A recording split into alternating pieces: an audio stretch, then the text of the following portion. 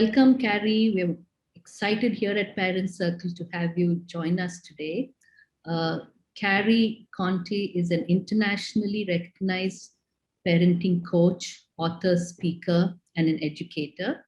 And she has received her doctorate in prenatal and perinatal psychology. Her work offers a new perspective on human development, parenting, and family life. So, Carrie, would you like to please tell us a little bit more about yourself for our audience? Sure. Yeah, I'm so happy to meet you and to be here, and what a gift to connect. So thank you, Nalina. Yeah, I work with families all over the world, and my work is more about helping people understand really a new paradigm of human development, and then how that is an avenue. Once you understand this new paradigm, which we can talk about, then it really makes you have to question and be more self-aware, and really using, I say I use parenting as a doorway into personal growth. That when you really are understanding what this, a bigger view of humanhood from before birth onward, and you recognize that it's the relationships that you're having with these people, not the way you're parenting your kids, that creates a different perspective. And so that's what I love doing. I love helping people kind of turn on that light switch. And really, the minute you say it, that, oh, you didn't get a baby, you got a person, and your role in their life is to model and guide and help them understand the world, but also to be who they are and to really express their own true isness, as I like to call it. And then that really invites parents to step into themselves in a new way. And so to me, parenting as your inroad to knowing yourself better is really what my work is all about. So I really love how you brought in that sense of isness and that sense of being. You talk about the big being in a small body when an infant is born. So it'd be great for you to elaborate on that. I would love to. Yeah. So my field of study, pre and perinatal psychology, what I really got to dive into when I was getting that degree, when I was studying that field, was a new understanding, maybe not where you are. That's what's so beautiful, is that, I'm operating from this Western perspective of, the old paradigm from a Western view is that you have a baby and that they're a blank slate. The early psychologists in the US and Europe talking about babies, it was all about this, that there's nobody there, that there's this blank slate, that was the words were used, and that it's the parent's job to really fill them and make them a person, which it sounds crazy from what we know now and probably what other cultures knew always. And so we, the field is really about looking at, consciousness, and really understanding that consciousness is not something that starts, it is. And so understanding that, you don't get a baby, you get a human who has to go through this very primitive phase of development of being in the babyhood phase, prenatалhood, then babyhood, toddlerhood, childhood, preteenhood, teenhood, young adulthood, that we're never not developing. And the beingness is always there. And the body and the brain especially has to develop. It's almost this game. It's like the essence is there, the beingness is always, the light is always on, and the way that we're cared for by our caregivers and the things that we're exposed to and the smells and sights and sounds, that it all is allowing us to experience life as a human. And when we operate from that perspective, especially as parents, when you can hold, oh, wow, look at you, tiny new infant baby person who was in my belly or somebody's belly just a few days ago.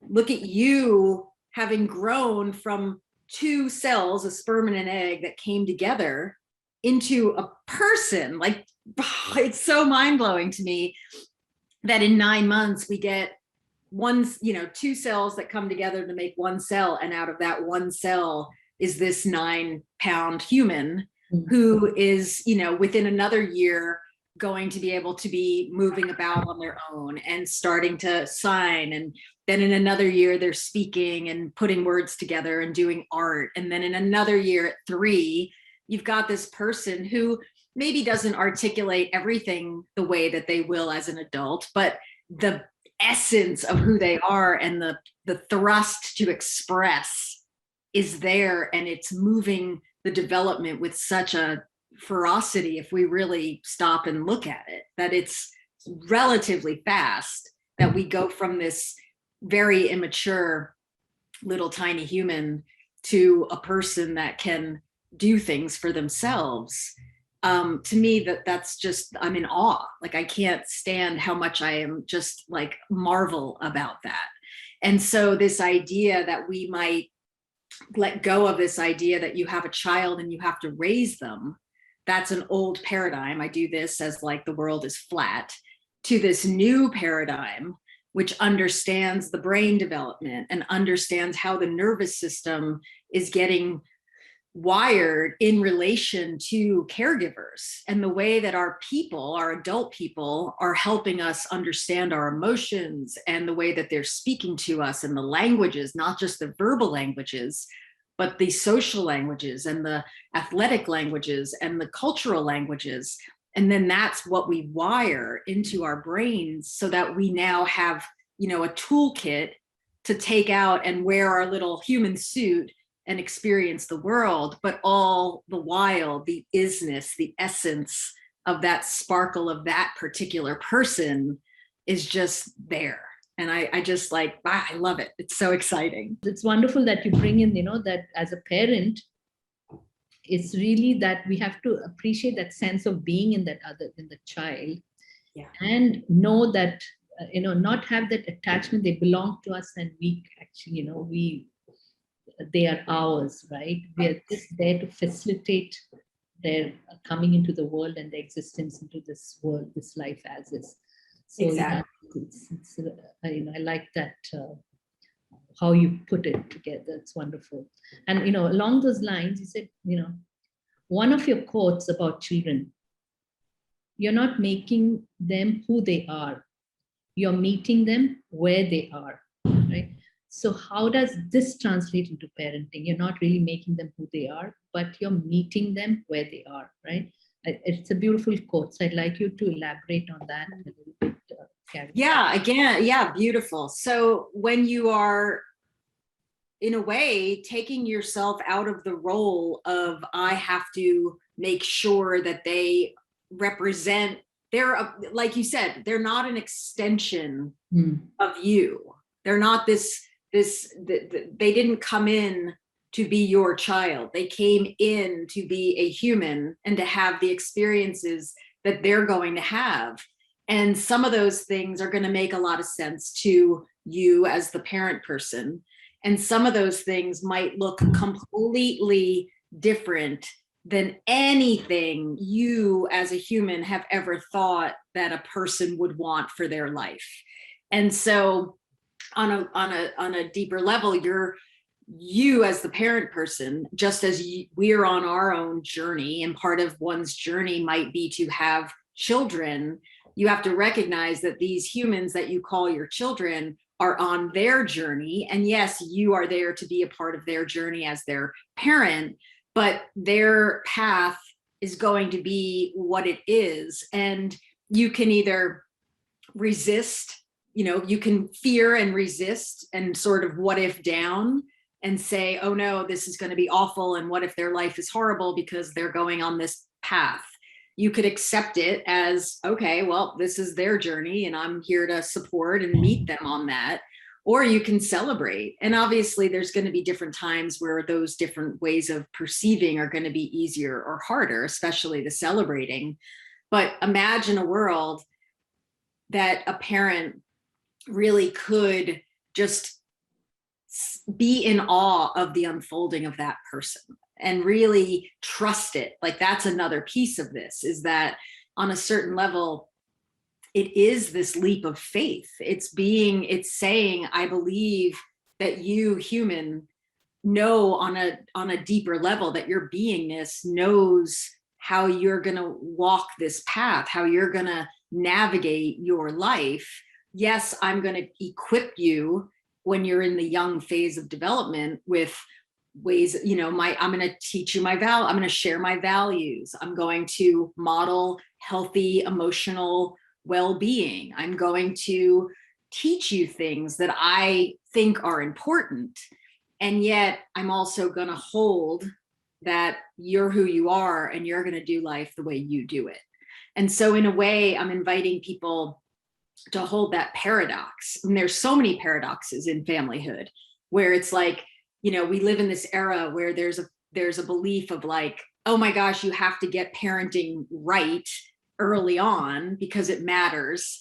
And then there's this other piece of it when you come from this more being and honoring the isness of that person, that they might go in a direction that doesn't fit into what you think matters. Does that make sense? Like it's a little tricky, and it's like a cosmic joke that yes, you want to give your children the best. And to me, that means you are living the beingness that you are. And that's what I love about this model, is that there's no getting it right. It's about being present and catching yourself before you react, and noticing the little moments of awe and delighting in the silliness of the fact that we're here at all.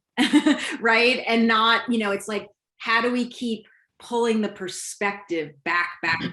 Because if you just operate from that close in, like, I have to take care of this person and help them survive, you could be in, a little tense. It can be scary when you think, I have to make sure this person has a great life, because and the truth is you can't. You have to meet them where they are, which might not always look like you would hope their life would look. How do you balance that sense of responsibility that you have to guide and mentor this child to bring out the best in them? Yeah. Versus, letting them be. On one hand, if you say, I'm just going to let them be, you're not sure what path they will take, because they Right. still do need guidance and some kind of structure, right? So how do we as parents balance that need for, this responsibility versus letting them be?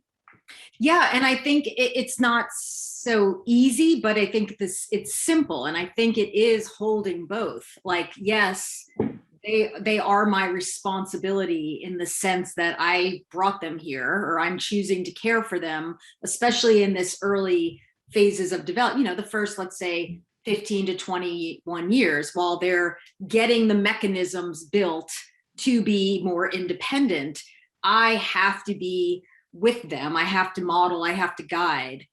And at the same time, what if we just brought in that second level of awareness, which is, and they're exactly who they need to be, and they're exactly where they need to be. I mean, again, this is a higher way of operating, and you can't always access it. And that's part of my work, is recognizing that when we're distracted, whether it's the technology, or we're overbooked with our schedules, or we're just not I call it 51%, 1% more self-aware of what we need.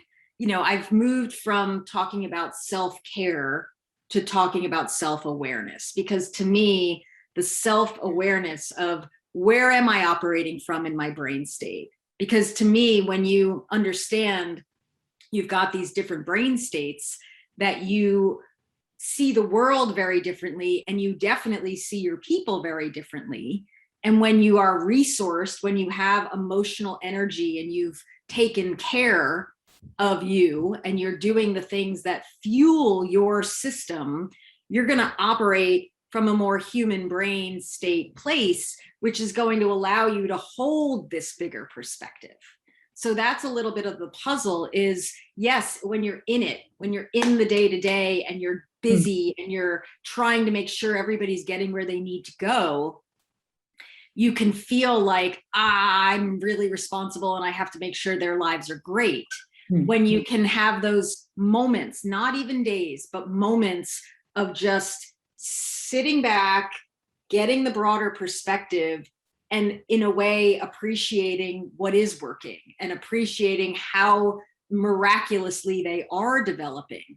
Like, that's the beauty of it. It isn't even a doing, it's a pulling back and just getting enough space so that you can see the amazing way that you can ultimately trust your people to develop. Because even in the womb, you didn't have to think, oh my gosh, I've got to make them grow eyes today, or you didn't have a woman's body does what it needs to do, and that baby person's body does what it needs to do. And all I'm asking is for people to consider, I don't even need them to hold it yet, but just consider that beingness is really going to help that human develop in the and take the path that is going to allow them to be successful in whatever that means for them, which might look like typical success, but it also might look like a very winding path.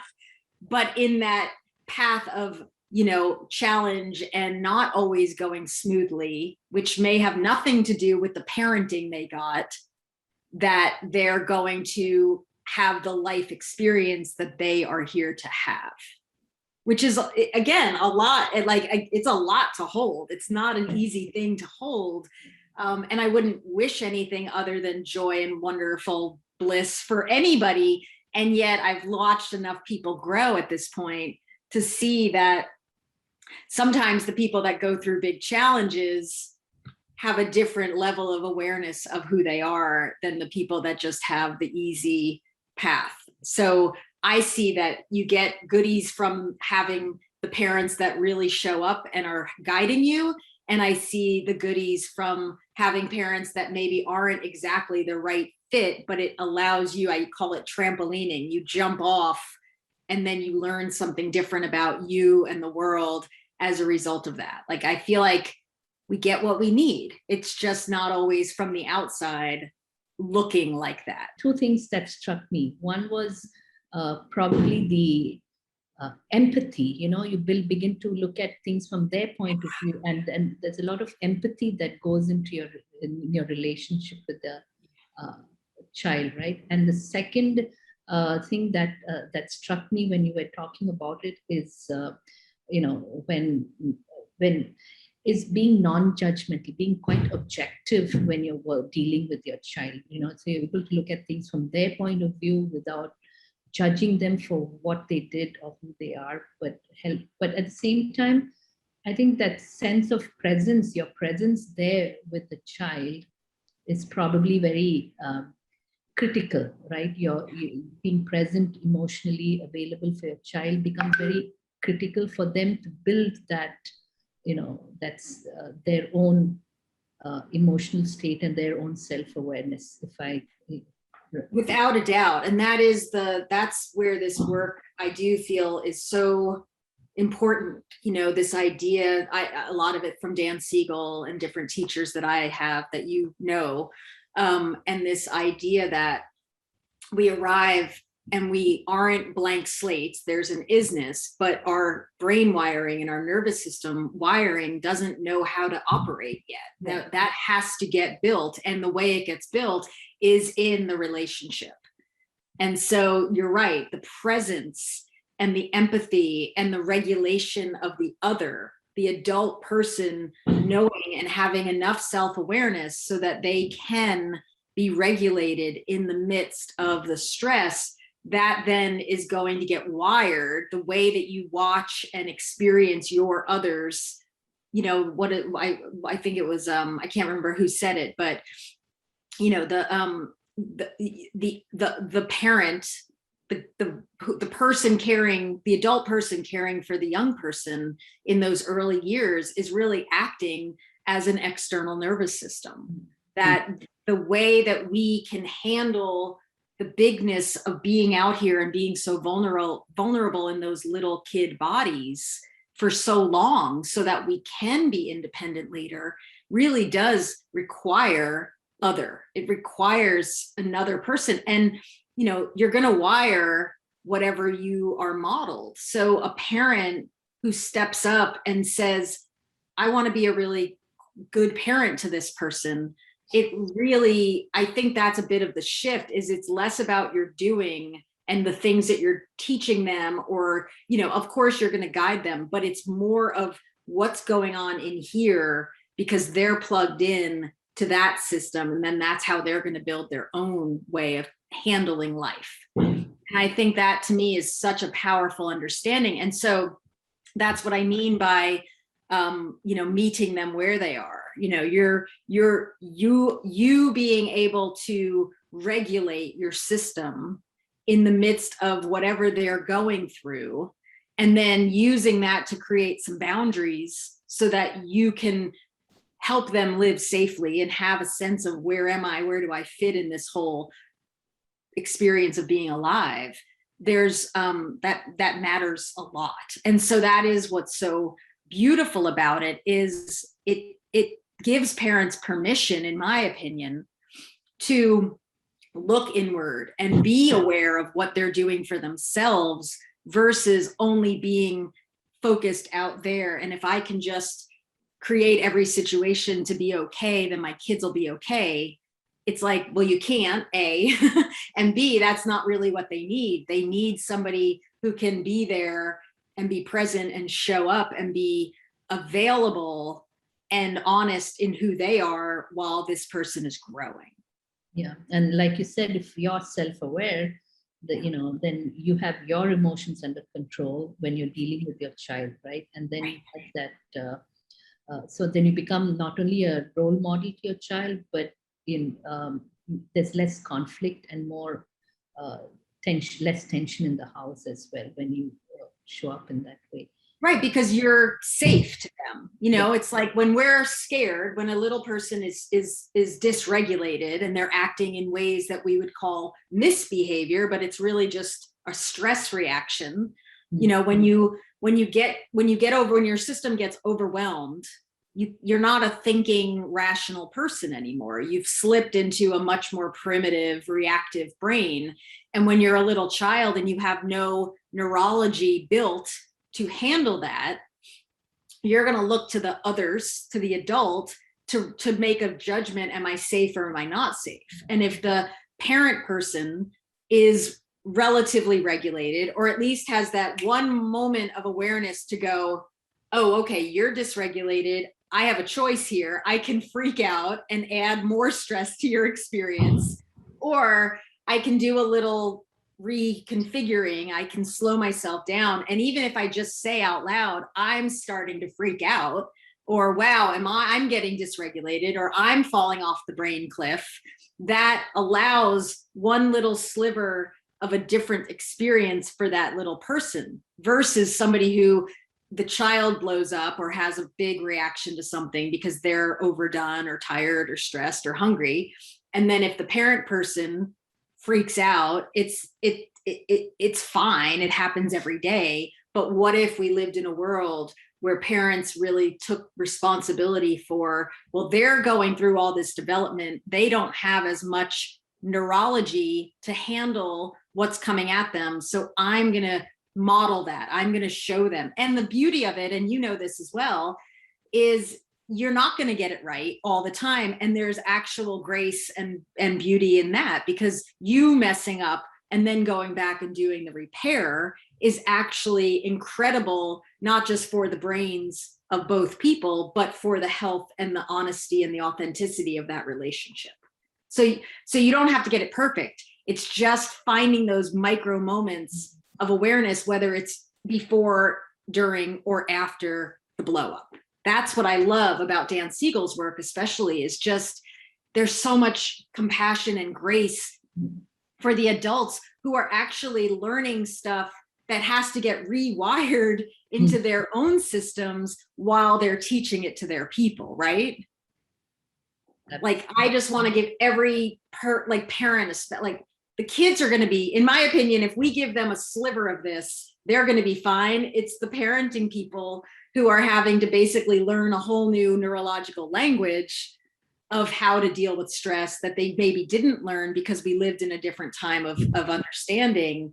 And now you're responsible for teaching it and for modeling it and living it.